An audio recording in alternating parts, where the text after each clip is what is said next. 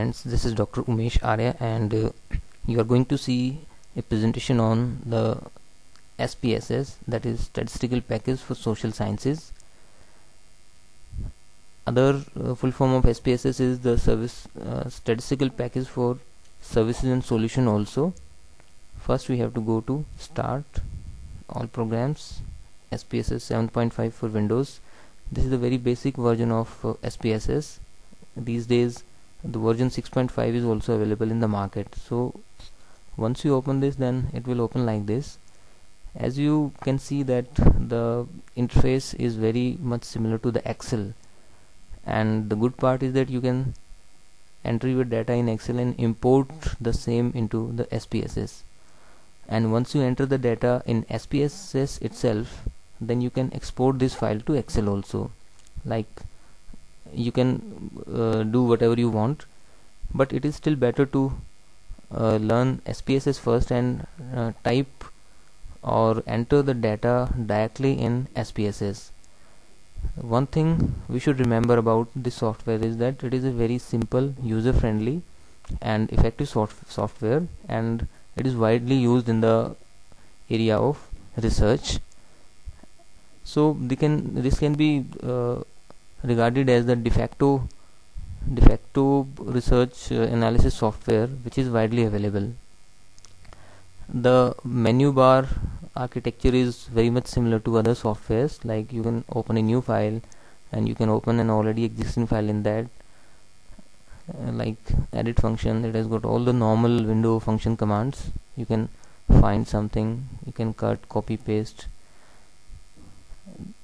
This is a data transform, but we have to be very systematic in handling the data in SPSS, and this presentation is all about the skillful handling of the data. This presentation is in the series of 3-4 presentation on SPSS.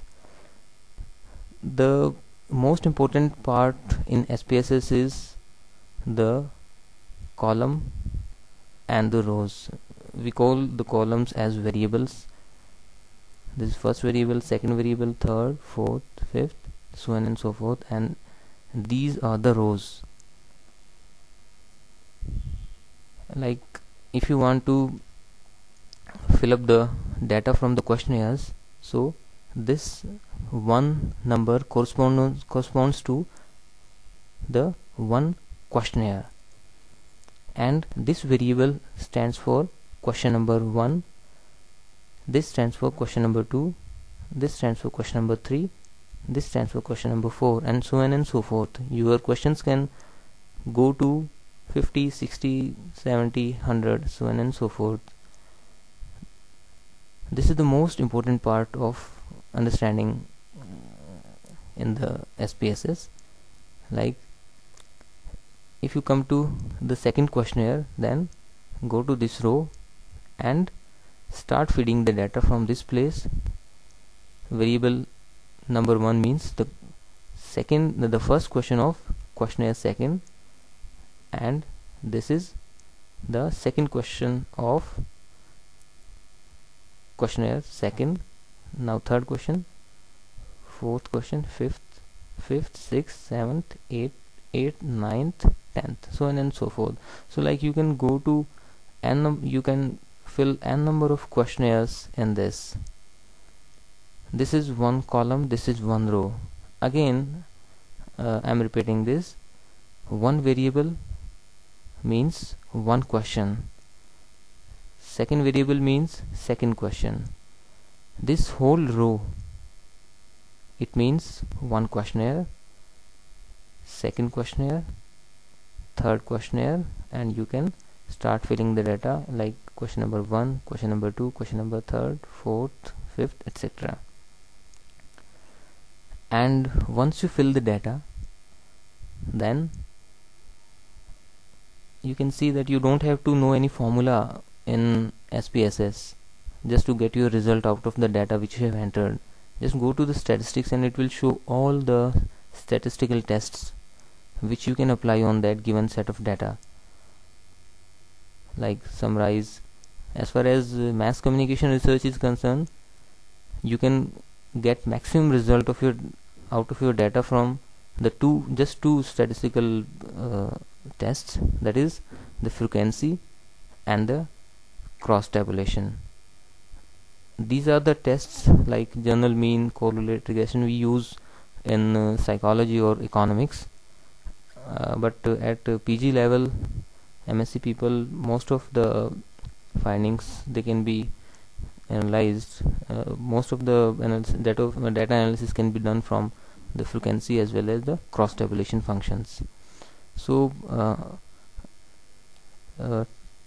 keep saving the data as you enter them, and this is one variable, second variable, third variable, fourth variable. The important part is that suppose you name one variable and you name it newspaper, like this variable will be of 1 2 3 4 5 6 7 8. It will not accept more than 8 letters in this.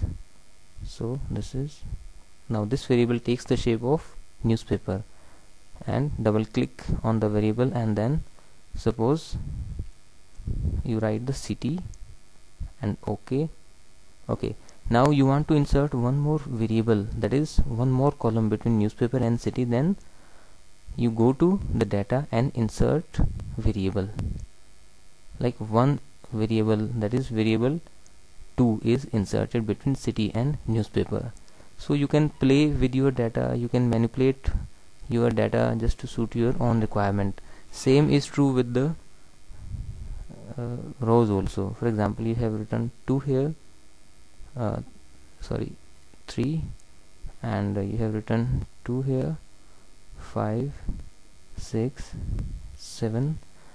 Okay, now you want one row between 4 and 5, these two rows. Okay, then what I will do is I will go to data and insert one more case. Like you can see that one row is inserted between the 2 and 5 rows. So like you can manage your data and save it and give it a name, for example sample, and okay, it is saved now. So this was the basic introduction about the SPSS. For more detail on data entry and analysis, go to the presentation number 2. Thank you very much.